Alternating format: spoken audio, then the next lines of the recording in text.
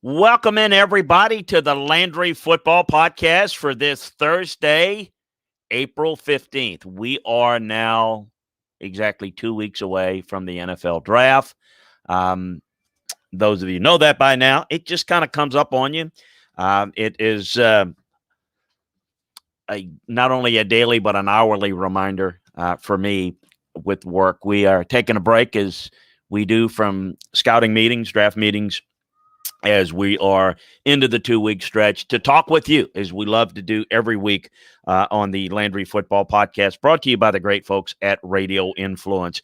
We've got some big time news that, as you know, we do this show live now, and you can consume it as you do on podcasts. And we still, if you like doing that, we still encourage you to do that and sign up for it. Wherever you get your podcast. You can find it over at LandryFootball.com and sign up. We do this show live on YouTube, on Facebook Live, and, of course, on Twitch TV, Chris Landry Football Channel on Twitch TV. We've got some big news to share with you. For those of you that were listening to my podcast yesterday, you probably know this by now, but we are excited as we put together a package and a plan to we're going to do some extra podcasts for one, starting next week, every afternoon, 4 to 5 p.m. Central Time.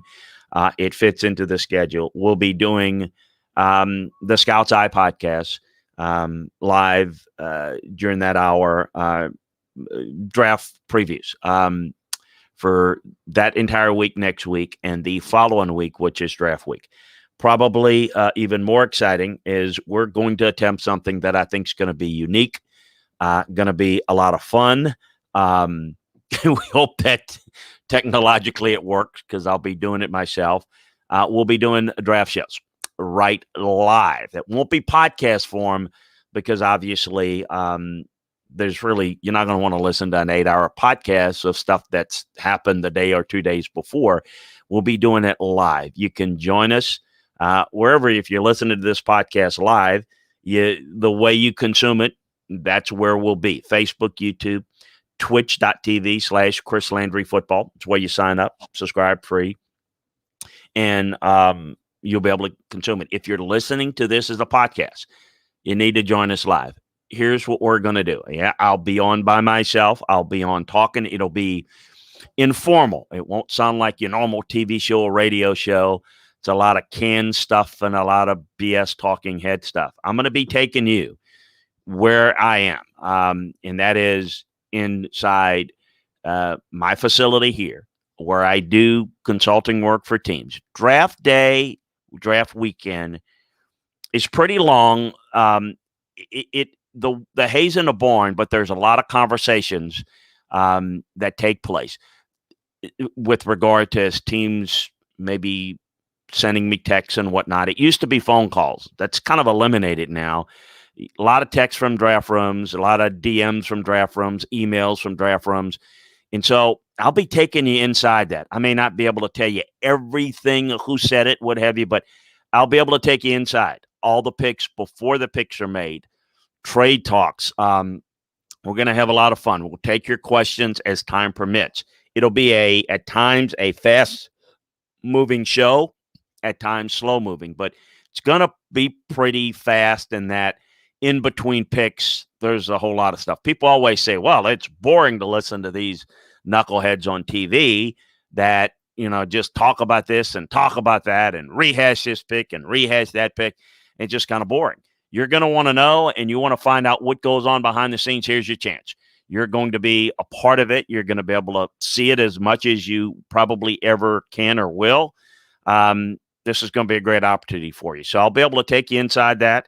I'm going to be doing it by myself. The show's going to be as long as the draft is, all 3 days. Maybe we'll start a little bit before the first picks each night or day.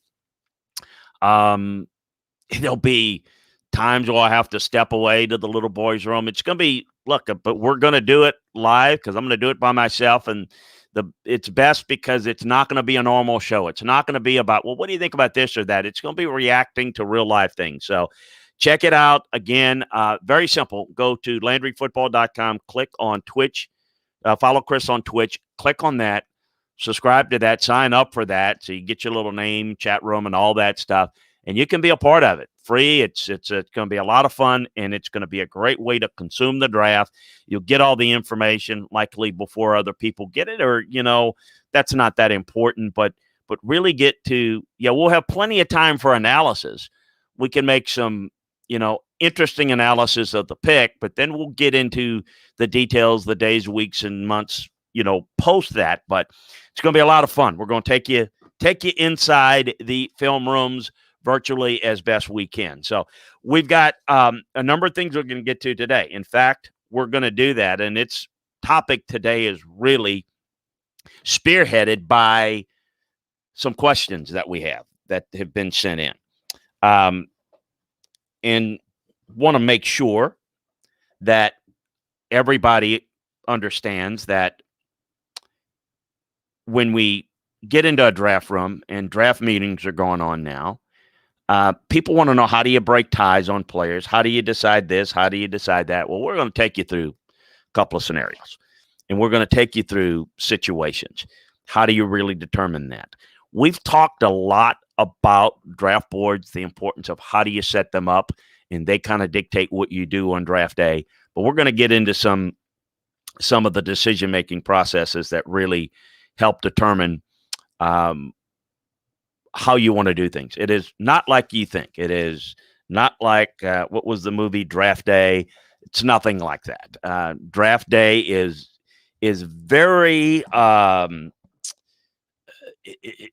pale in terms of what goes on leading into it.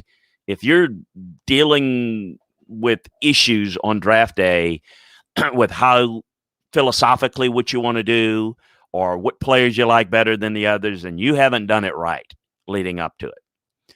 But there are things that take place during draft day, and we'll take you through that, as I mentioned. That's trades.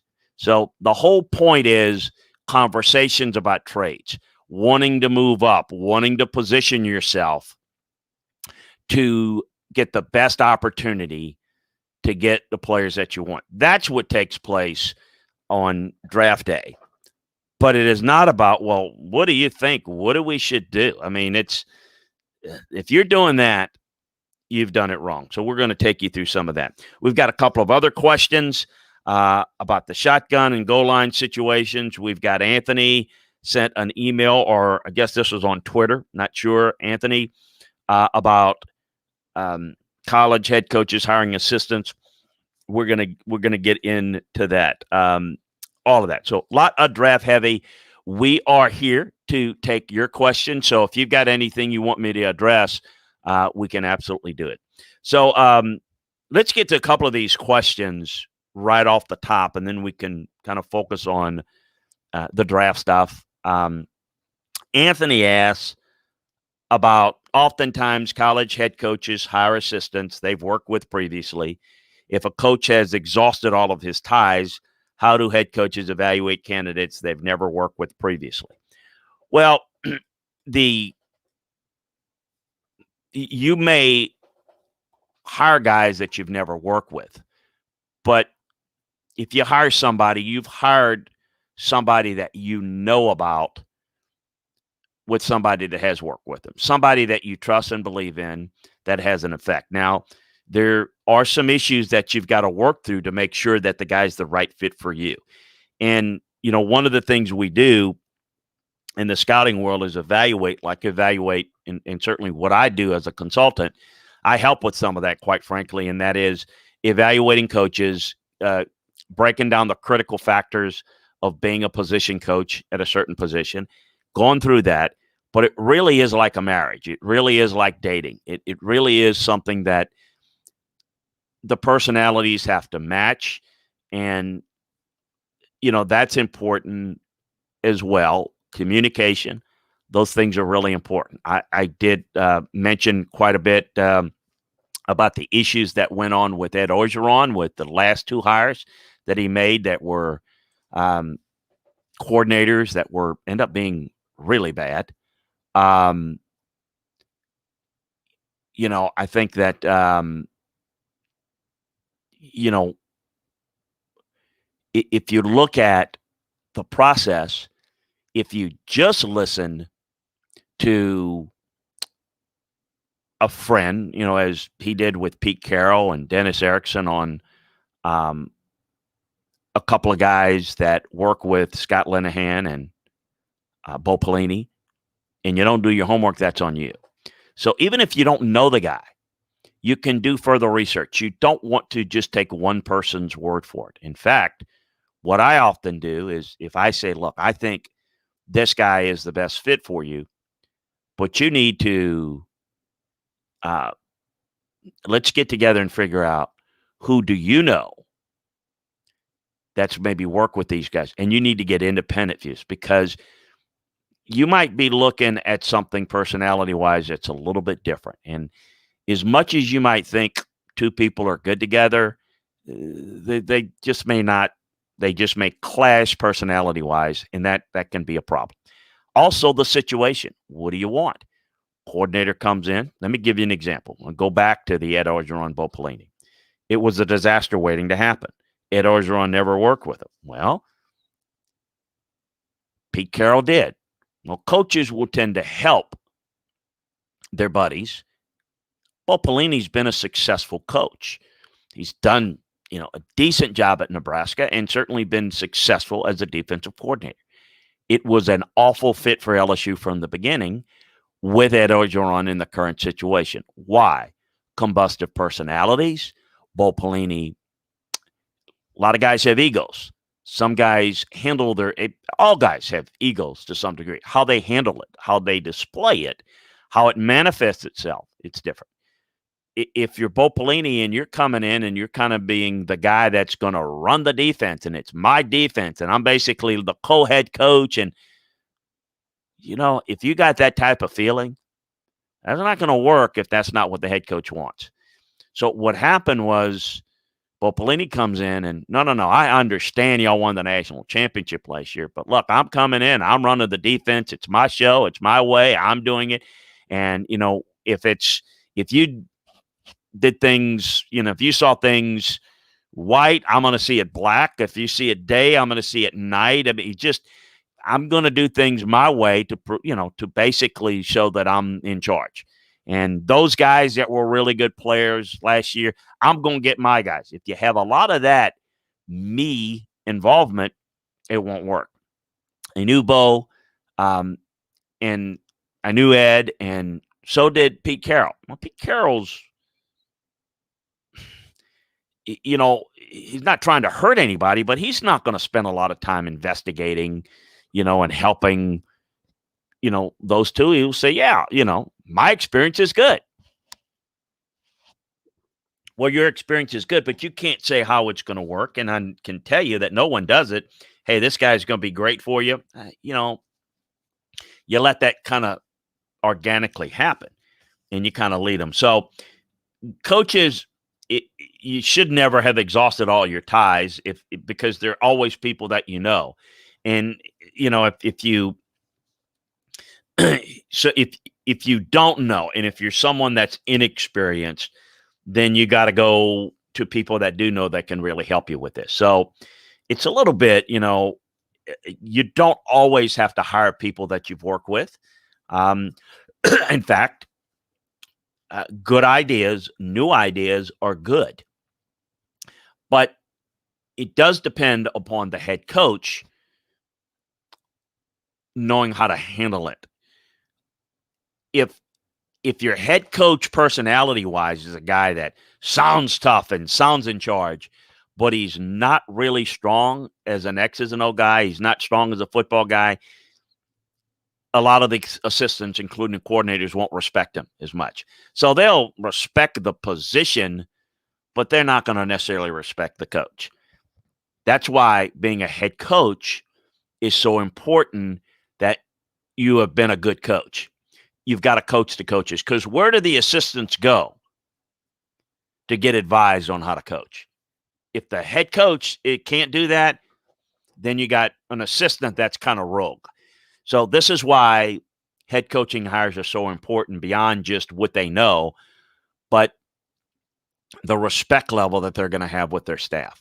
So understand that that's a real important part of the process. And it's one of the reasons why I'm going to branch it out a little bit to dovetail into what we're talking about in the draft process, because that's center stage. It's why I don't want people that are non-football people making decisions on the draft. Why? I want a guy that, look, if you've got a general manager, personnel director that's not a strong scout, if he's not, just like a head coach should be more proven and more successful than your assistant coaches, if your GM is not the best scout, the best evaluator, you got trouble, because that guy is then going to have to listen to other people and just basically go along with somebody in the room. I want as many qualified, independent thinkers in that room as possible. I don't want yes men. I want somebody to come to me if they think I've got the player evaluated incorrectly. Telling me that I got it incorrectly doesn't mean a flip. Tell me how you know that. Now, mostly what I'll say was, okay, what's your credentials to evaluate? Where anybody in my room that I've hired is going to be qualified. So what I want to know, even though you're qualified, tell me how you came to that conclusion. Don't tell me that you don't like them as much or you like them more. Tell me why, and tell me how you came to that. And then let's look at film. Maybe you saw something that I didn't see. Maybe I didn't get that game. Maybe that's what I want. We don't have a lot of that. And sometimes you have head coaches that they're not as involved because that's not their strength. Their general managers are not that involved because that's not their strength. It's like having 11 good players on the offense or defense versus having 4 or 5 and the rest of them are pretty average. What do you think is the best team? Why wouldn't you think of that with coaches? Now, you have to have people that will work and think together. If you got people that do their own thing, like selfish players, and you got selfish coaches, selfish scouts that think they know more than everybody and, they can just whatever and run the – no, that doesn't work either. Have qualified people. Look for qualified people. Go, Anthony, through an exhaustive interview process. Go through scenarios. Lay it down how it's going to be. Let them walk if they're not happy with it. Better to have them walk now than to make a bad hire. So that's how you do it. This other question I'll get to, and Jeffrey's joined us with a question I'm going to get to in a second. You got a question, join us in the chat room. Why it frustrates me watching teams go shotgun in goal line situations. Why do they do that? But very simply, Joseph, it's a great question.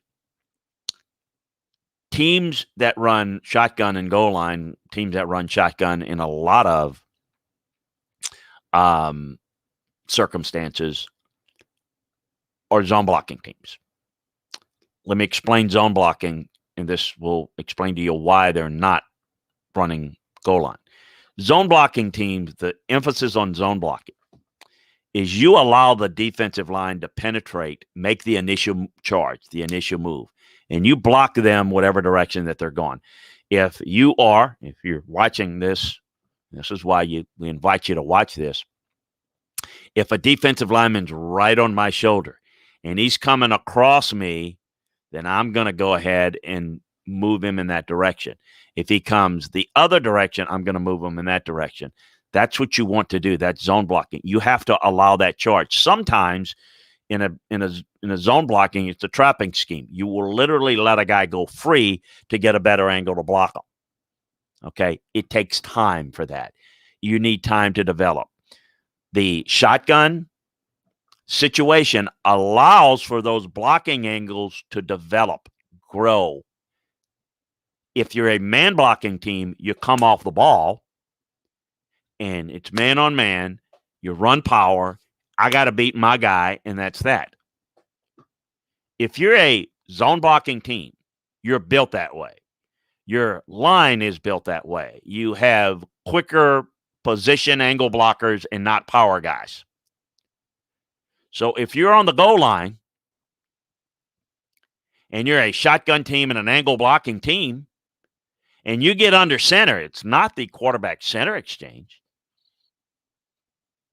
It's not that. You can learn how to do that. But if you do that, what do you think is going to happen? You are mismatched physically, strength-wise. You're going to allow under center that defensive line to push you back? No. You're going to want to do what you do in other parts of the field, allow the defensive line to take their charge so that you can angle block to get free to be able to run it in. Or, you've got the run pass option. You can throw it too.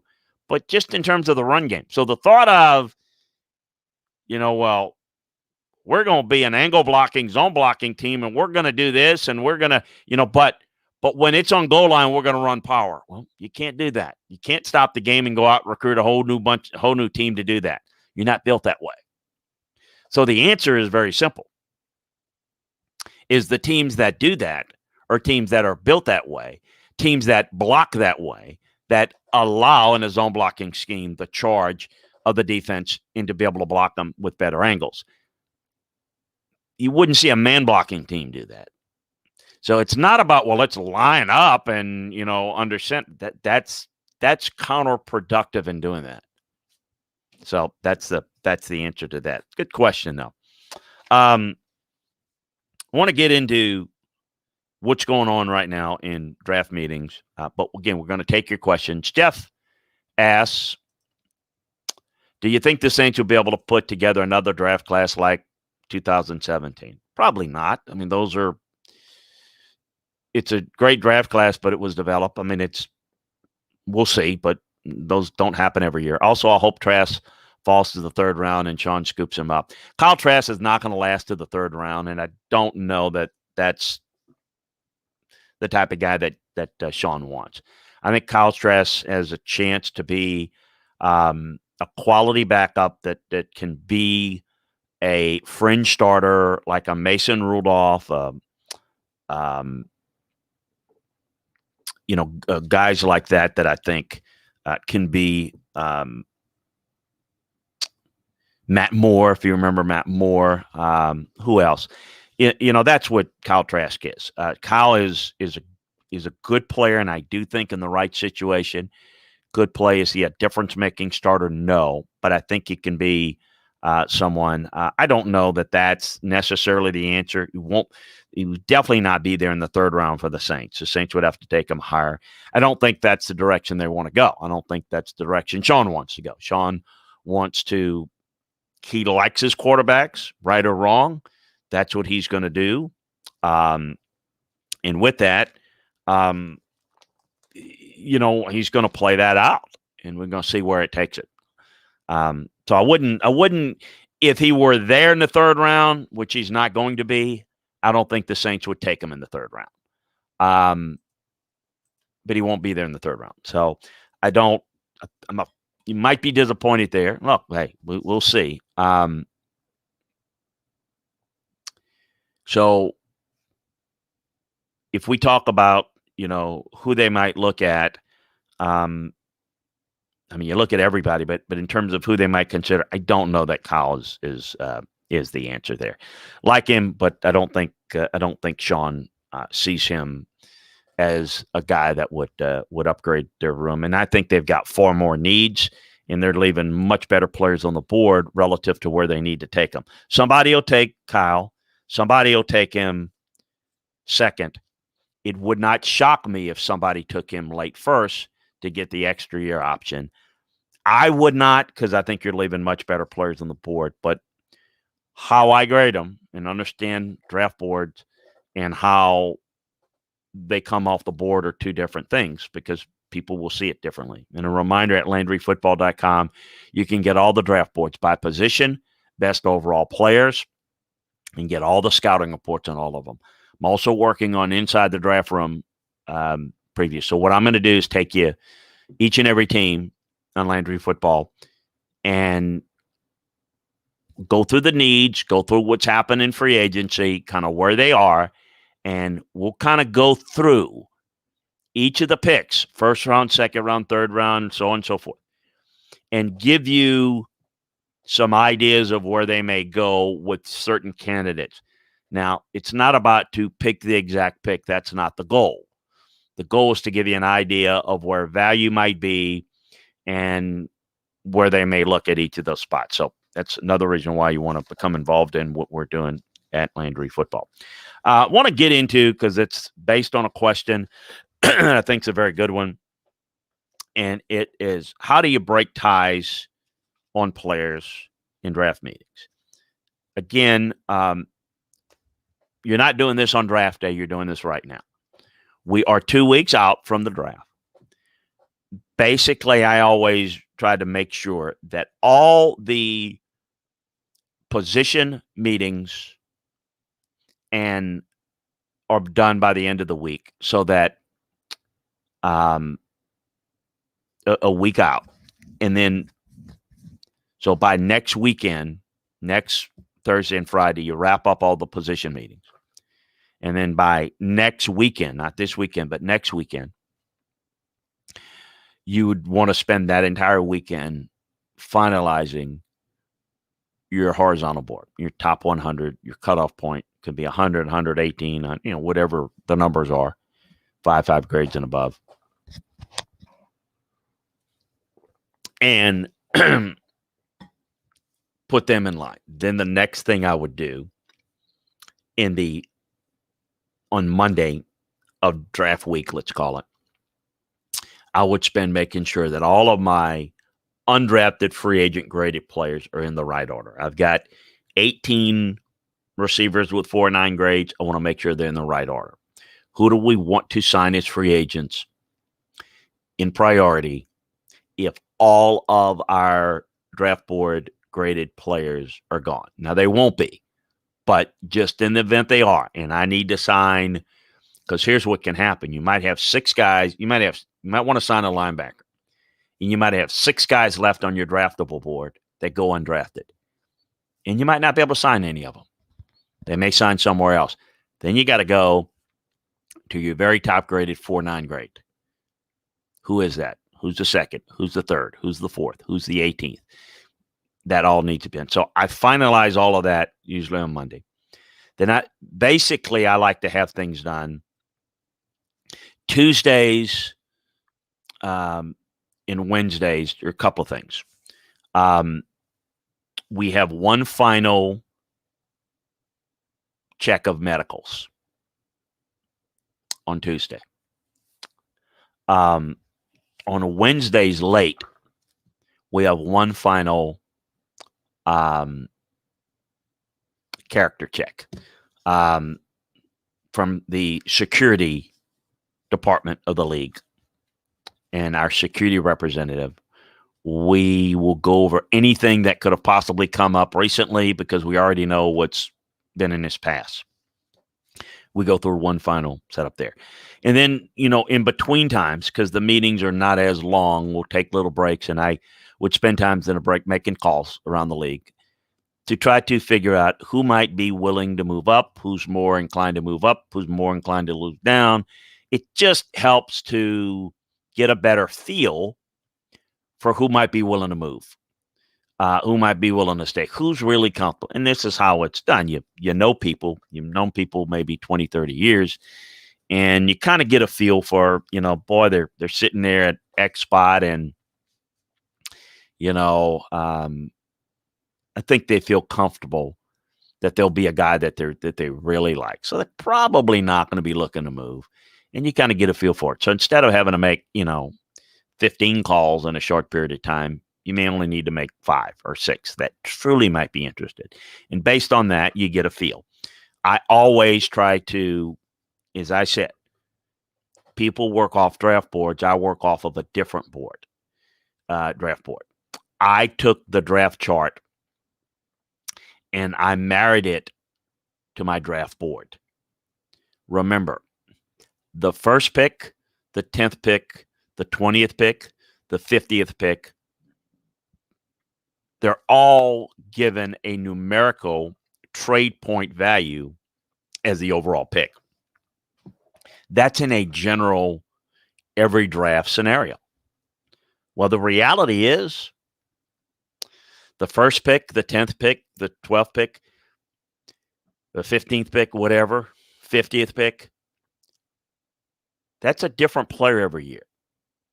So what you have to marry is how valuable each of the picks are relative to the player that you can get with that pick.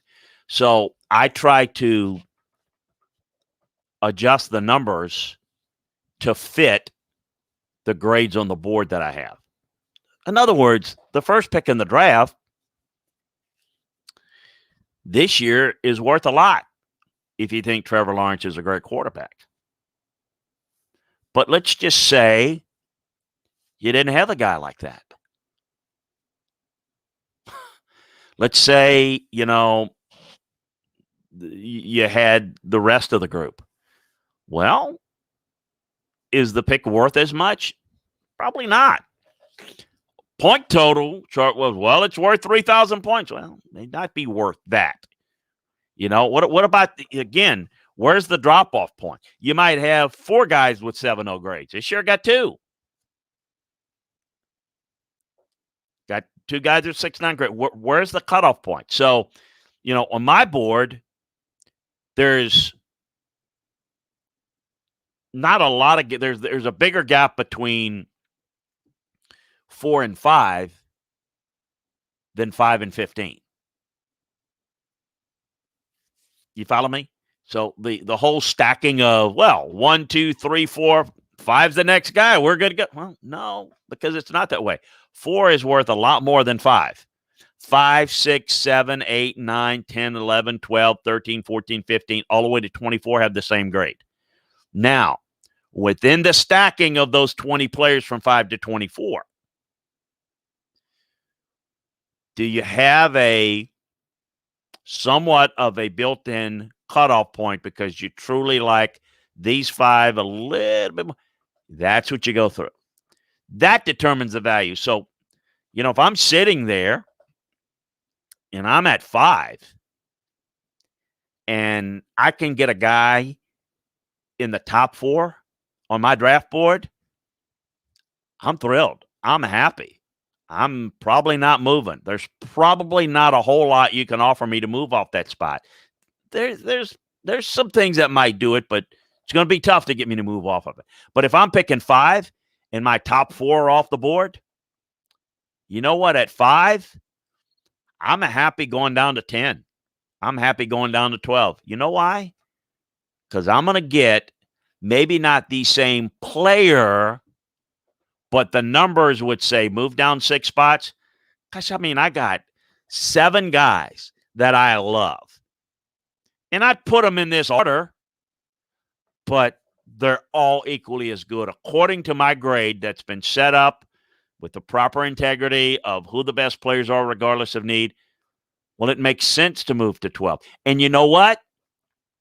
You don't need to reach the point value of some trade done last year before. You know why? Because your draft board says this year that is fine because you're getting the same graded caliber player. Makes sense. But if you're going to get me to move from 4 down and I may lose one of my top 4, you're going to pay me a lot more. So the 4th pick's worth a lot more than the 5th pick in my mind, provided one of my top 4 is there. The pick itself doesn't matter. It's who's there with the pick. If I've got 4 players with elite grades and I'm at 12 and one of those guys is still there, well, what do you think that 12th pick is worth? It's worth a whole lot. Right now, I'm thinking the 12th pick is as good as 10, 12, 15, 18. But let one of those top 4 guys on my draft board be available. That 12th pick is worth gold. It's worth a lot more than it does now. So you have to be able to adjust that. And that's so I try to work that out, and I try to allow time for that. There's a lot of information gathering. And here's what I always did. People said, well, you can't trust people. People lie this time of year. Yeah, that's true. Here's how I had the best feel for what a team was going to do. When you know the league, you know the roster of the teams, you know who can play, who can't, who truly can. Not by reputation, not what you read or hear, not what, a consensus of a bunch of people say. But when you know the roster, you know the coaches, you know the people making the decisions in the organization, you kind of know how they think, that helps you. I use the rule. Does it make sense for them? I could totally disagree with the pick, but I get what they're doing. Don't agree with it, but I understand what they're doing. It makes sense. That's not them. No, that's not something they would do. Yes, that is something they would do. That hugely guides me to a better feel. And all I want to know is likely who might be available. And that's all anybody wants to know is, I'm picking at 15. Who's likely going to be there? Bill wants to know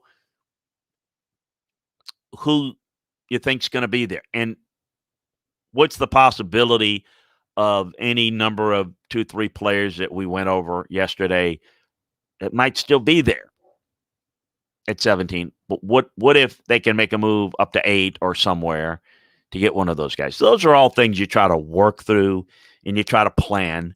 It's like a game plan for a game on Saturday or Sunday. In this case, Sunday.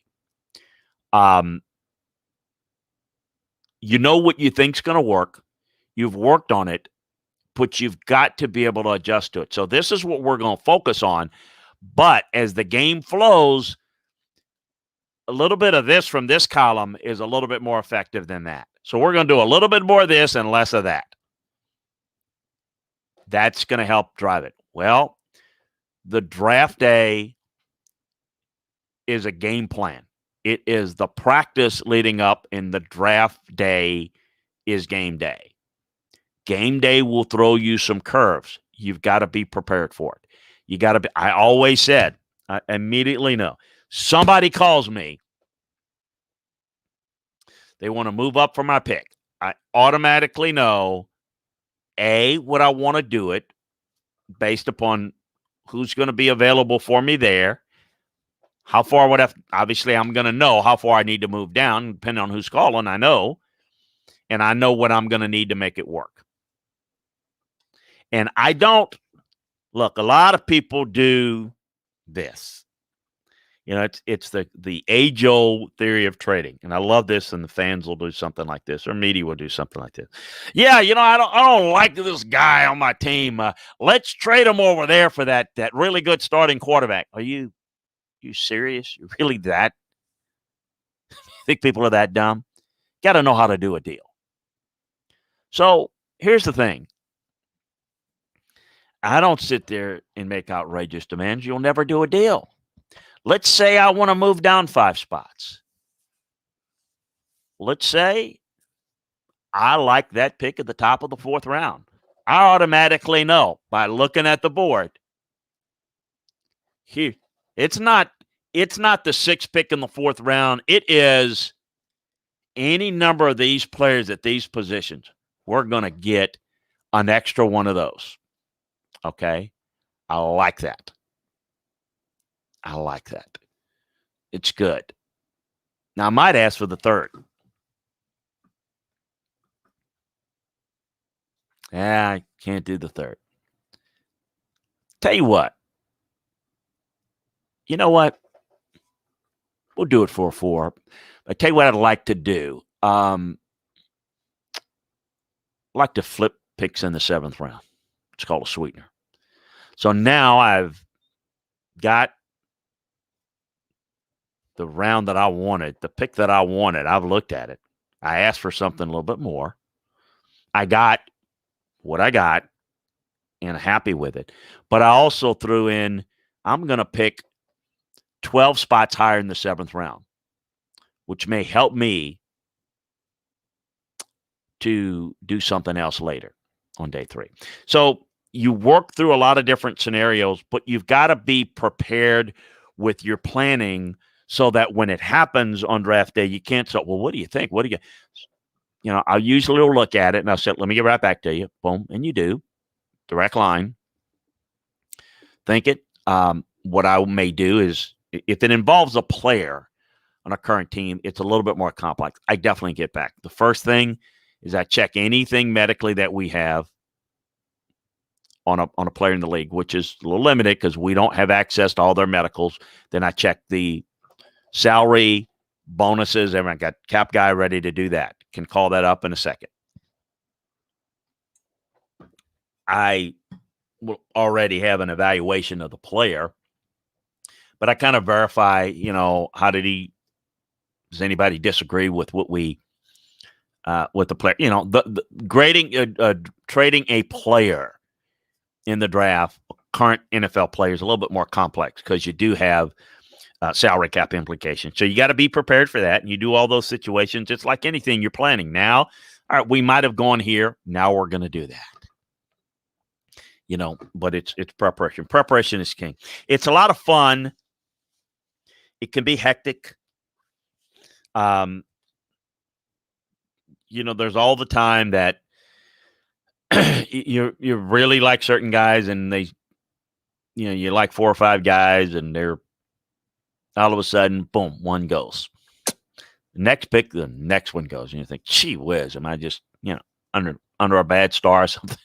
And then it gets hectic and trying to maneuver up and down can be hectic. But you're trying to, if you think about it, is the moving down is everyone said, well, why don't you move down, get more picks? Well, yeah, if somebody wants to move up, you can do that. If somebody doesn't want to move up, there's nothing you can do. Be prepared to pick. What are you going to do?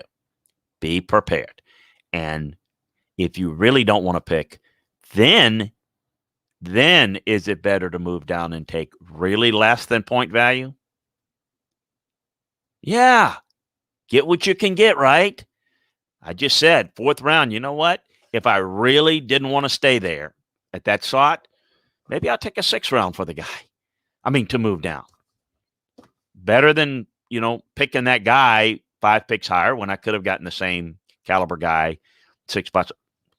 That affects the overall point chart that everybody uses in the future. Well, that doesn't tell you the value. That tells you the value of the certain circumstance. You have to marry the trade chart to your draft board. If you don't do that, most people don't, quite frankly.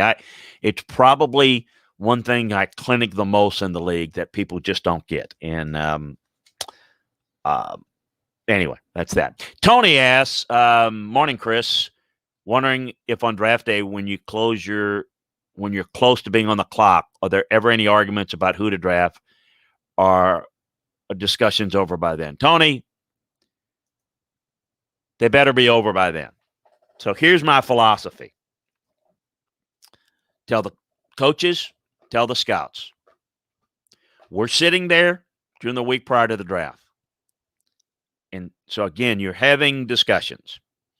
First round, you go through all the board. Again, all the spots. We spend as much time making sure that we've got the 4th round graded receivers in order as we do the 1st round or anything else.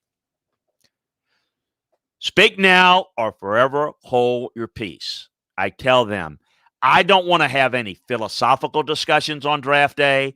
Who's better on draft day? Speak now. If you do, I'm throwing your ass out of the draft room because you've got all this time to discuss it and plead your case. We'll get the film. We'll all look at it together. We'll figure it out. We'll hash it out. We'll get it.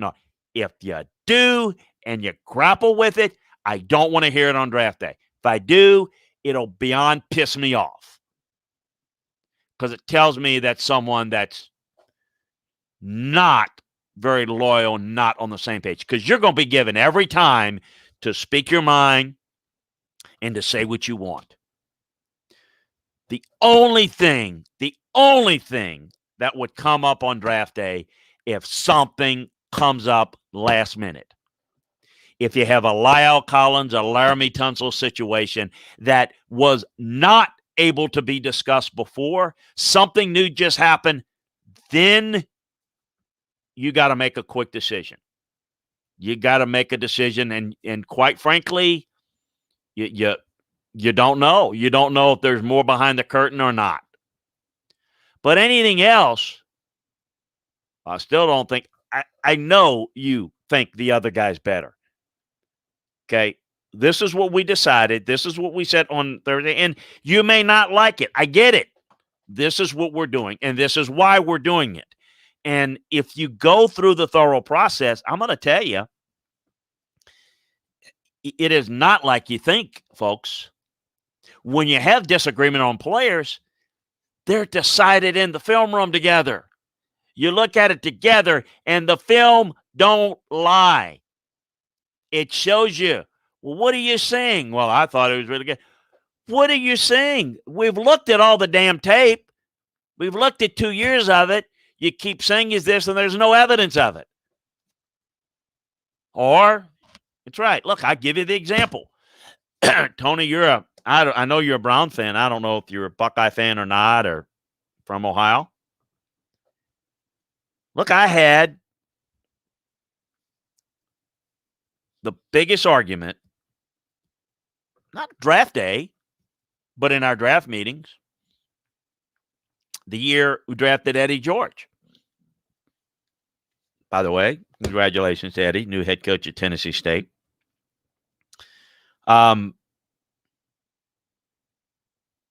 They didn't think he ran with enough power. He didn't think he broke enough tackles. Well, I knew they were full of, because they didn't. Floyd was a GM that didn't get out of the office, and I knew they hadn't looked at the film, enough of the film. Well, very simple.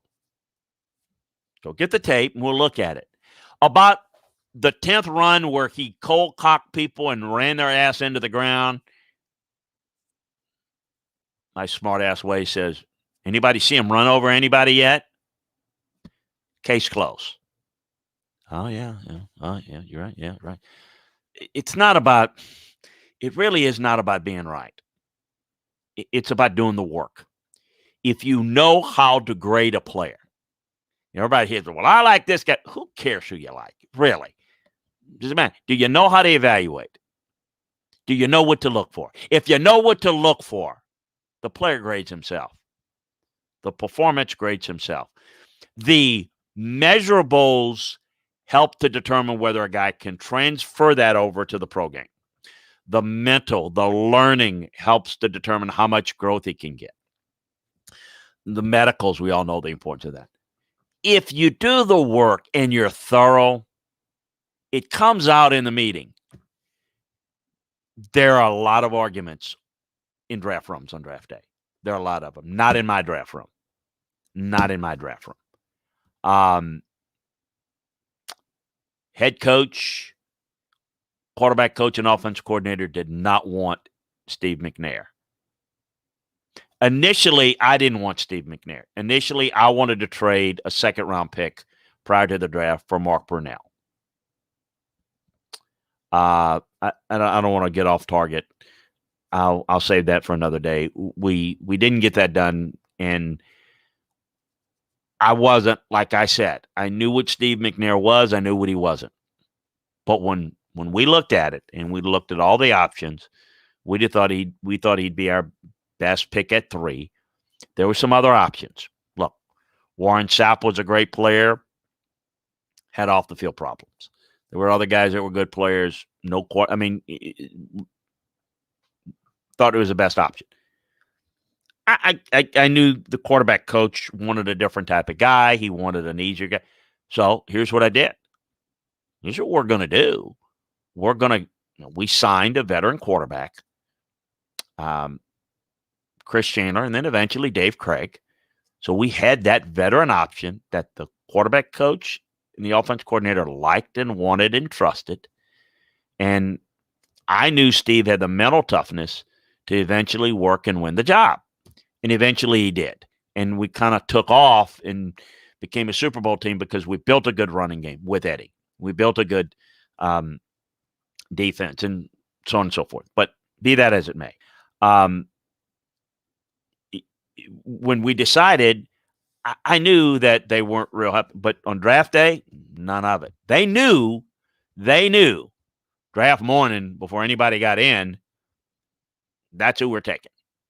And there was no more, one last, you had your chance. You had your chance to go through it. But you deal with that through the draft room, and you go through it. You don't, here's what I don't do, and I don't believe in. I'm the boss. This is the way it's going to go. Bleep you. You don't know what you, no. Bring it. Let's look at the film. Let's make the decision. Let's get it right. You tell me what you see, what you don't see, and we will hash it out. Why it's a fit, why it's not. If you do that, Tony, Jeff, everybody out there, you're going to get, you have the whole be on the same page. That's what being on the same page is. I went to painstaking detail to make sure that we understood what type of player we were looking for at each position.